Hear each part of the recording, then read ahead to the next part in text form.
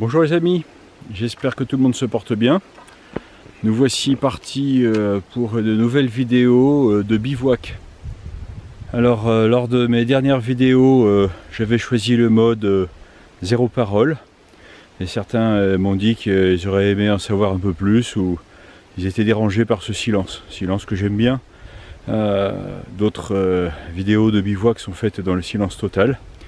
Donc je vais parler et à la fin vous pourrez me dire si vous appréciez que je parle ou si le silence est préférable. L'automne est là avec ses belles couleurs. Aujourd'hui vous me voyez affublé d'un gilet jaune. Je ne vais pas à la manif. Je ne suis pas tombé en panne. C'est juste histoire de ne pas me faire prendre pour une galinette cendrée. Voilà, comme ça je suis beaucoup plus visible.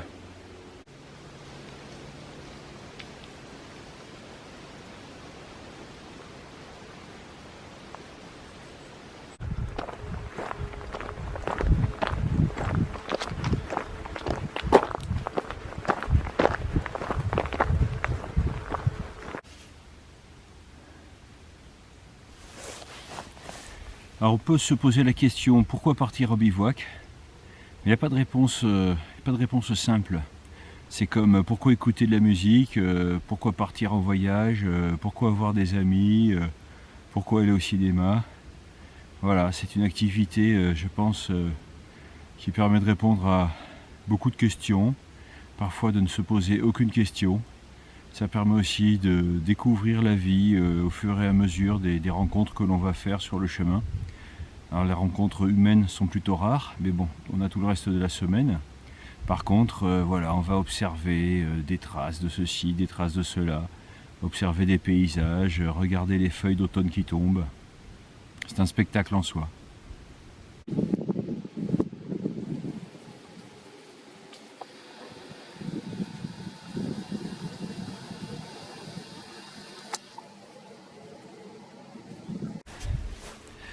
Alors nous sommes de retour dans le Piémont dauphinois, donc dans une zone qui oscille entre 1000 et 1500 mètres, ça dépend. Particulièrement sauvage, particulièrement belle en cette saison. Et aujourd'hui, nous allons partir pour l'option bivouac en hamac, pour changer de bivouac par terre. Ça nous permettra aussi de parler du matériel, des conditions d'installation.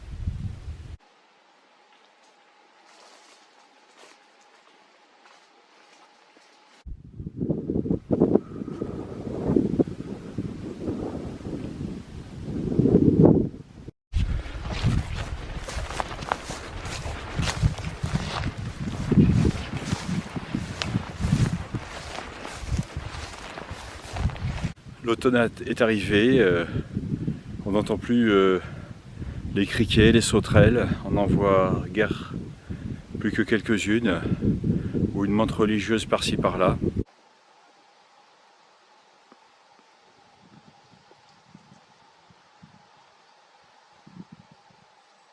Les animaux ont beaucoup de mérite puisque le matin, ces derniers jours, toute cette prairie était recouverte de gelée, de givre.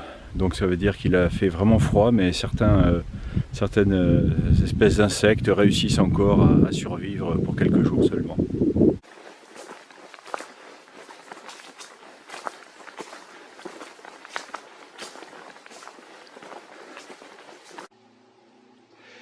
Ici une belle bauge à sanglier.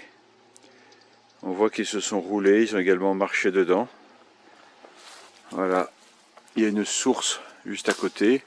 Donc toujours de l'eau, les sangliers aiment bien ça.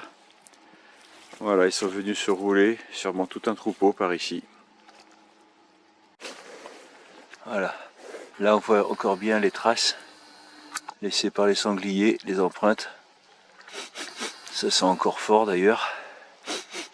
Ils ont dû passer il n'y a pas très longtemps. Regardez les belles traces.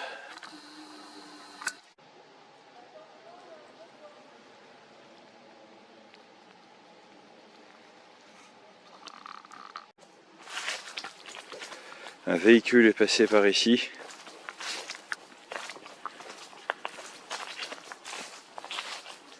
Et la piste s'arrête là.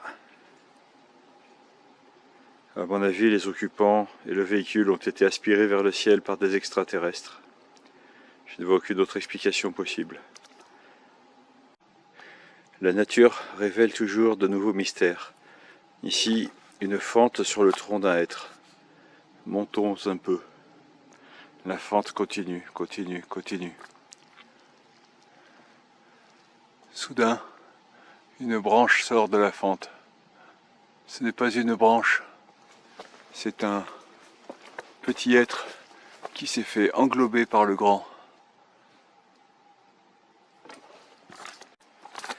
Le long de ce chemin, nous voyons un mur de pierre, des pierres plates, un mur de pierre levée.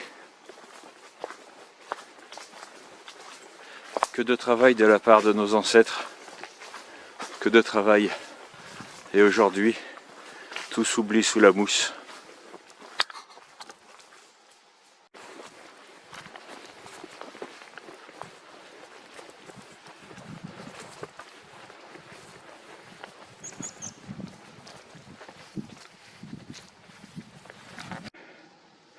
Voici un endroit où il ne fait pas bon dormir. Donc je ne vais pas bivouaquer par ici. Un cercle de sorcières. Un cercle de sorcières constitué de champignons ultra vénéneux. Donc voilà, je ne vais pas rester ici. Même si ce cercle est incomplet, je ne voudrais pas être asphyxié par des émanations sulfureuses cette nuit.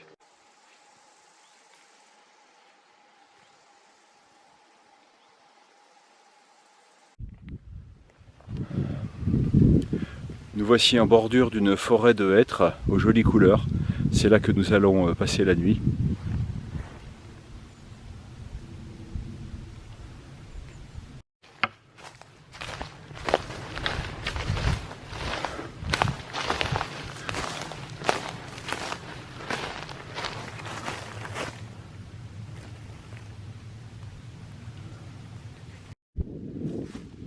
Je vais tenter une installation ici. Pourquoi? Eh bien parce que il y a plusieurs hêtres qui aideront à fixer mon tarp et le hamac. Et puis d'autre part, la canopée est à peu près saine, donc je risque moyennement de recevoir des branches pendant la nuit, surtout que le vent souffle un peu. Et d'autre part, en contrebas se trouve une prairie et le vent vient de cette direction, ce qui me permettra, sans être senti ou entendu des animaux sauvages, de tenter ce soir une observation de la faune. Alors nous allons procéder à une petite revue du matériel.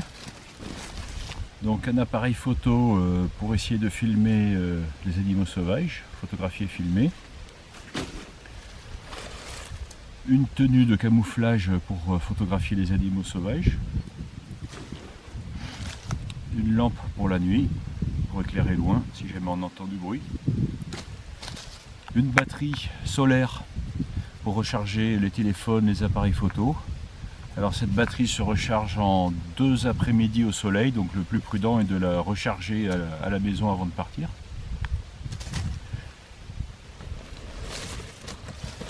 Des vêtements chauds, des chaussettes très chaudes, parce que les pieds sont la partie du corps la plus sensible pour attraper froid. Et comme cette nuit les températures vont friser les 0 degrés, il va falloir être bien couvert. Un duvet vendu pour moins 5 degrés. Donc j'ai déjà dormi à 0 degré dedans, ça passe encore, moins 5 je ne sais pas. Un tarp, une couverture de survie, une gourde, le hamac, très compact.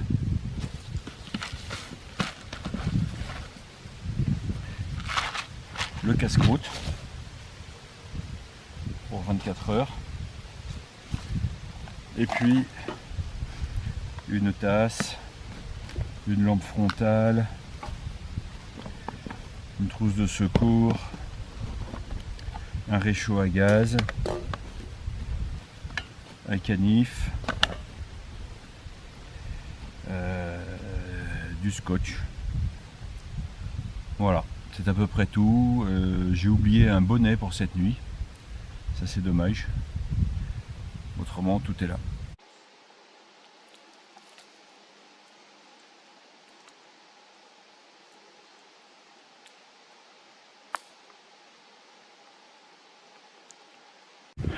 Une autre raison m'a incité à choisir la forêt plutôt que la prairie, puisque j'aurais pu aussi choisir de m'installer dans une prairie, c'est que au petit matin, la prairie va être recouverte de givre, peut-être, et elle sera beaucoup plus froide que la forêt.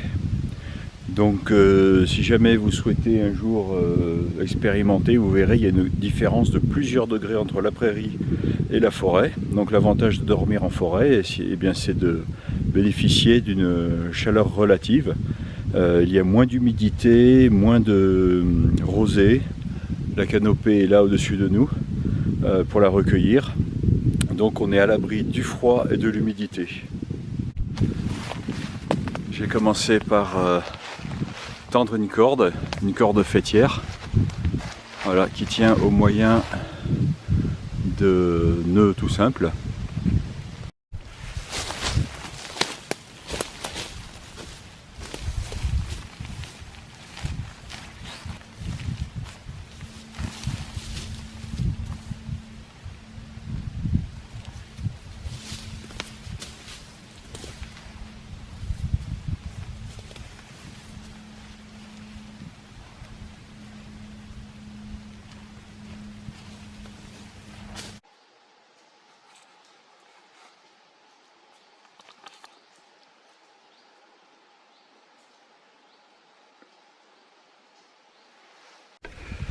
Voilà, le tarp est installé au moyen de cordelettes qui partent sur les côtés.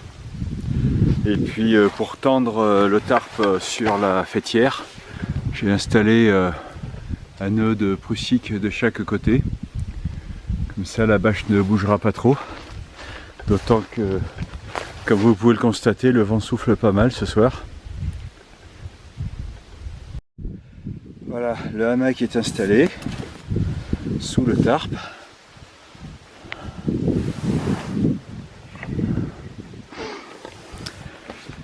Voilà, comme ceci, je pourrais dormir à l'abri de la rosée, à l'abri de la pluie. Voilà, tout est prêt pour la nuit. Alors j'ai installé une couverture isolante en dessous pour éviter à l'humidité du sol de remonter me mouiller pendant la nuit. Voilà, donc je crois que dès que le vent tombe, on peut gagner quelques degrés avec cette installation. Et puis j'ai installé le hamac pas trop haut, de manière à ce que si jamais pendant la nuit il casse, eh bien je ne tomberai pas de trop haut. Voilà, cette installation s'est faite de jour, c'est toujours mieux que de nuit. Il n'y a rien de pire que de s'installer la nuit, surtout sous la pluie. Donc voilà, autant prendre le temps. Ça aussi c'est un des avantages du bivouac, apprendre à prendre le temps. Ici tout est vrai, il n'y a pas de mensonge, il n'y a rien qui se fait automatiquement à notre place. Ici tu es obligé de tout faire toi-même. Chaque geste prend son sens, sa signification.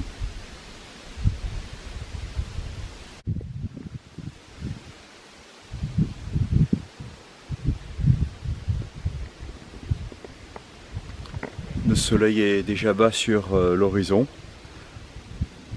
Donc notre campement est prêt et nous allons pouvoir nous occuper maintenant de l'observation de la faune sauvage.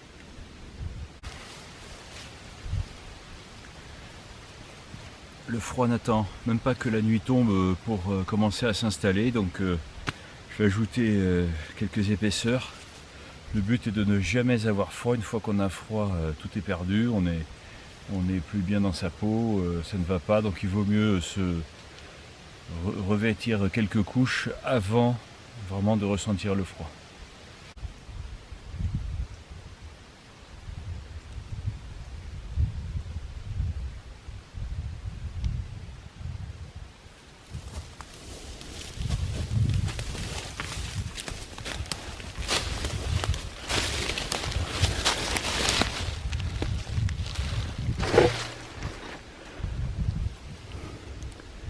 Voilà, j'ai enfilé ma tenue de camouflage. Alors le camouflage est un des 3 aspects de l'observation animalière. Le premier aspect, c'est le bruit. Il faut à tout prix éviter le bruit. Les animaux entendent très bien. Ensuite, il faut éviter l'odeur. Les animaux nous sentent de très loin. Et en troisième lieu seulement, la tenue de camouflage, c'est pour la vue, puisque les animaux nous voient quand même. Même si pour eux, les critères d'identification de l'homme sont avant tout l'odorat et le bruit. Je vais maintenant abandonner le camp, provisoirement bien sûr, pour partir en reconnaissance. Alors d'abord marcher à la rencontre des animaux et ensuite trouver un spot d'observation, donc en attendant le passage éventuel d'un animal. Donc j'abandonne le camp. Par contre, j'emmène avec moi mon appareil pour ne rien rater de ce que je verrai.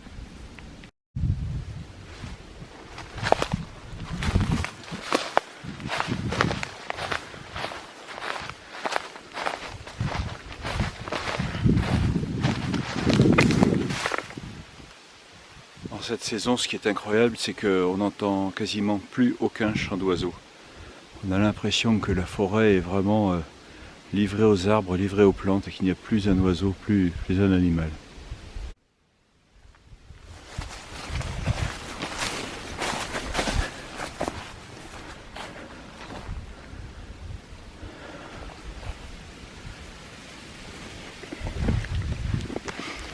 Alors on débouche ici sur une prairie toute verte puisqu'elle a été fauchée.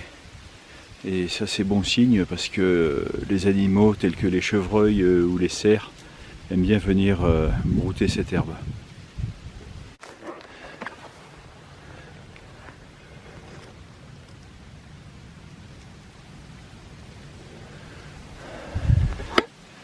Alors ici on peut voir que l'herbe contient encore de la rosée.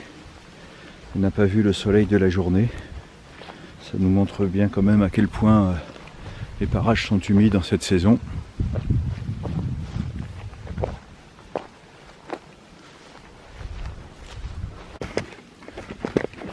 Alors bien sûr, en observation animalière, ce n'est pas l'homme qui choisit de se montrer, mais c'est l'animal qui choisit de se montrer ou pas. Donc on peut aussi bien être bredouille que heureux avec quelques belles photos. Mais bon, même si on est bredouille, on n'est pas malheureux pour autant. Alors les animaux qu'on peut voir ici, outre les oiseaux, là on pourrait voir en cette saison des geais, des pies. Là on pourrait voir avec un peu de chance du chevreuil, du cerf, du sanglier, du lièvre. Voilà, d'autres animaux plus rares.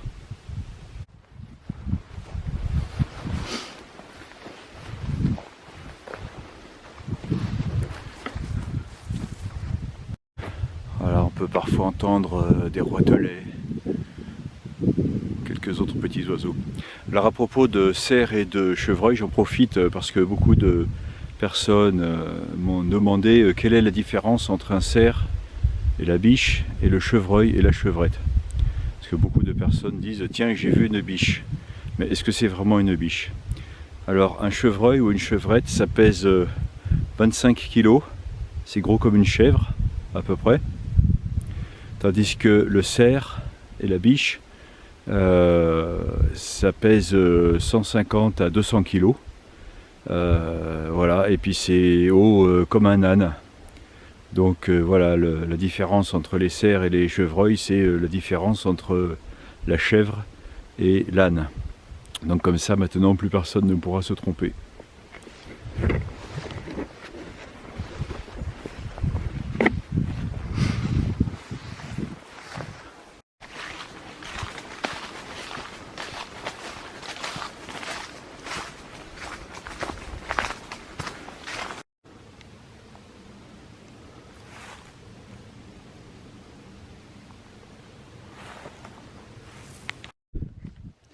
Alors ici on voit des traces de passage d'animaux.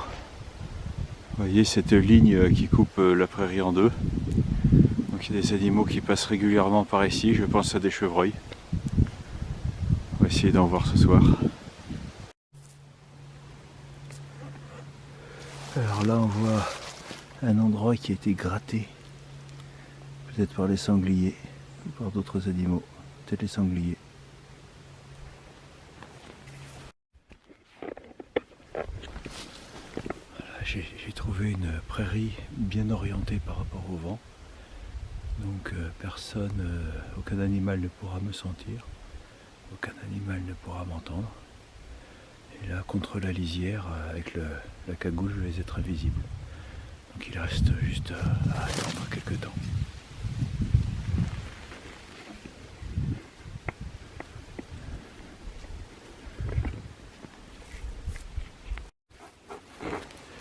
Nous allons nous déplacer vers une autre prairie. Là, nous pouvons voir que nous suivons un chemin tracé par les animaux qui d'instinct suivent la lisière. C'est également ce que nous faisons, c'est ainsi que les silhouettes se détachent le moins possible le long de la lisière, elles ne se détachent pas sur l'horizon. Donc un petit conseil, déplacez-vous toujours le long des lisières.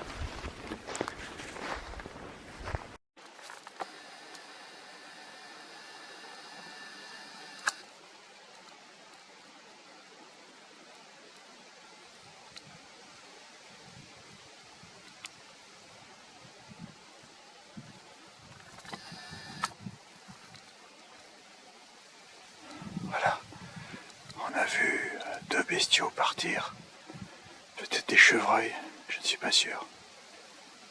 Ils m'ont entendu faire craquer une branche, je suis arrivé trop tard ici.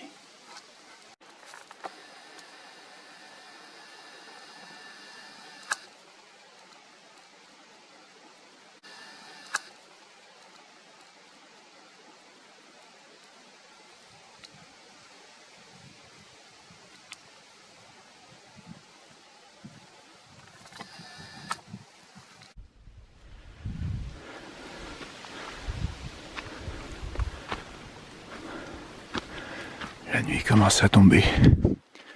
Je vais devoir regagner le camp.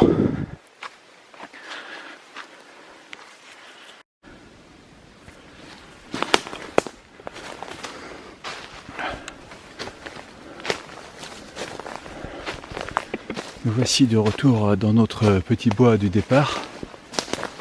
Alors, le problème maintenant, c'est de retrouver le campement qui est camouflé, sans lumière. Peut-être devoir sortir ma torche. Où est-il?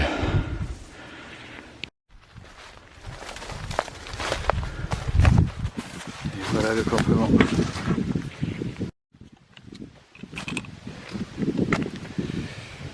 Voilà les amis, la soirée commence. Alors il est 19 h, mais ici c'est plus la nuit que le jour. Donc ce qui est bien aussi en bivouac, c'est de vivre à l'heure du jour, de la nuit, au rythme biologique normal. Donc voilà, ce soir c'est la forêt. Pas de télé, pas d'ordi, pas de téléphone, rien du tout, juste la forêt. Donc je vais passer une petite soirée comme ça, et puis m'endormir tôt pour pouvoir me lever avec le soleil demain. Voilà.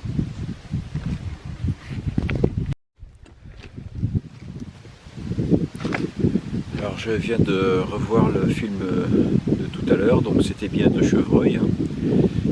Voilà, ce qui est dommage, c'est que je suis arrivé dans cette prairie un tout petit peu trop tard, après avoir quitté la première prairie.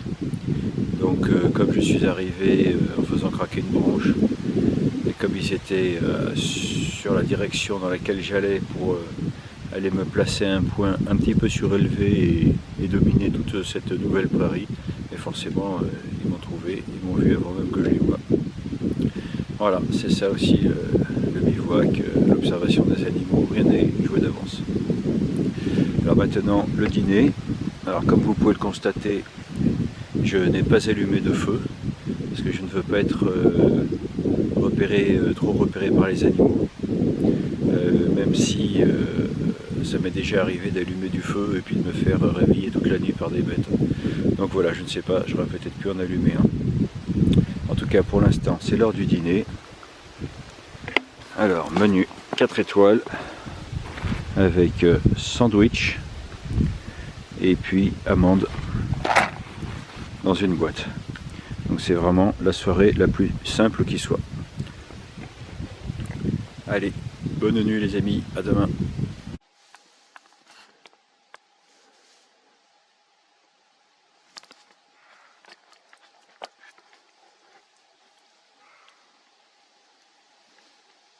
Chevreuil.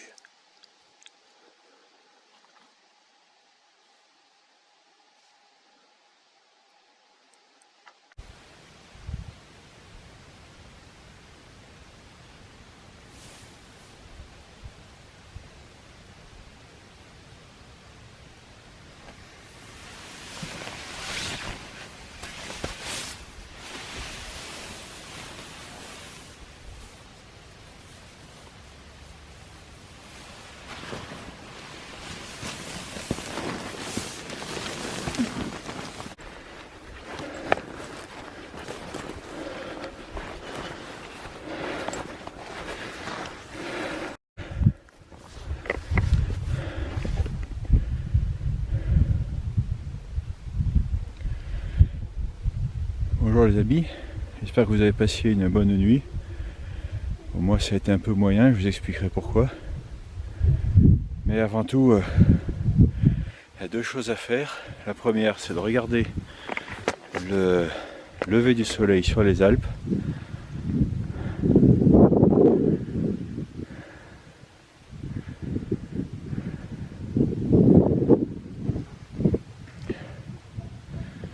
Et ensuite d'aller voir dans quelques prairies si on croise des animaux. Voilà.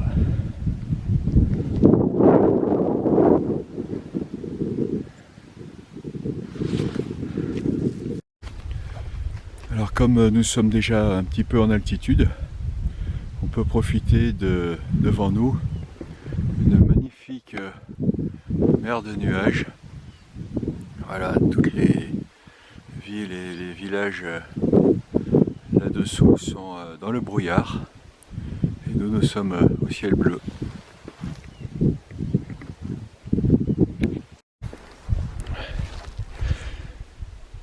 Ici nous voyons le givre déposé sur les feuilles, donc ça nous montre que la température est en train de jouer avec les 0 degrés. Voilà ce qui est intéressant à savoir par rapport aux conditions nocturnes. Je viens d'entendre des coups de fusil exactement dans la direction dans laquelle je voulais aller. Alors, tant pis, je crois qu'il va être temps de replier le camp.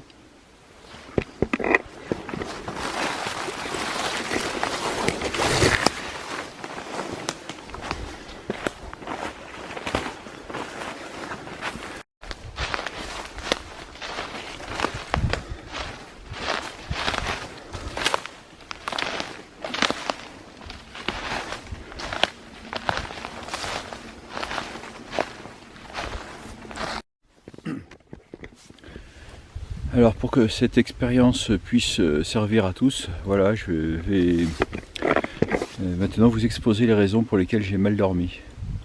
Alors la première, c'est la fermeture du duvet.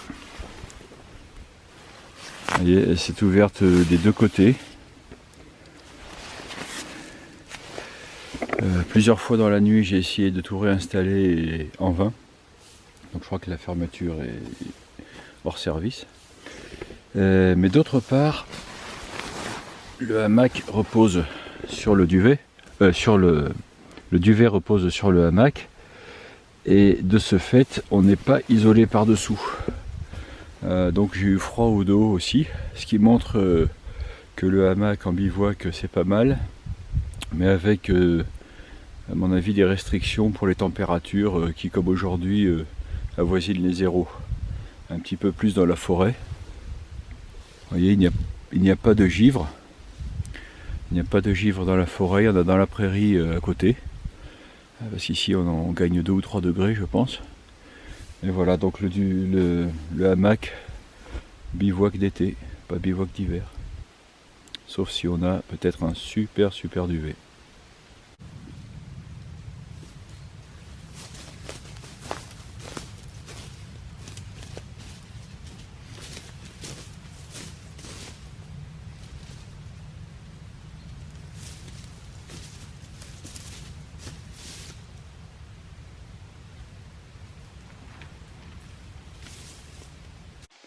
Il ne reste de mon passage cette nuit que ces quelques feuilles mortes écrasées, que je vais recouvrir de feuilles mortes non écrasées. Je vais maintenant chercher un endroit pour prendre le petit déjeuner, un endroit à l'abri des chasseurs.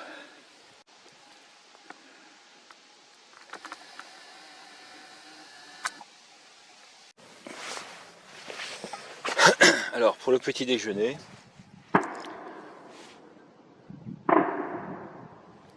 quand je vous dis que c'est dangereux par ici, pour le petit déjeuner, nous allons préparer une tisane de sapin pectiné.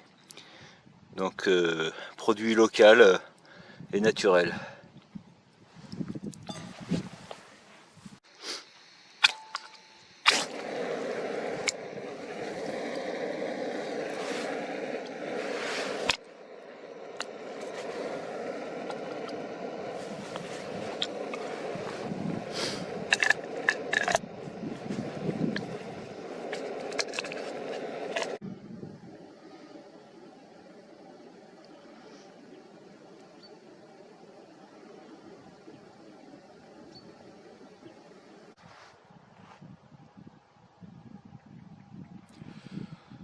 Voilà, et bien boire une tisane de sapin pectiné devant un tel paysage, c'est un vrai plaisir.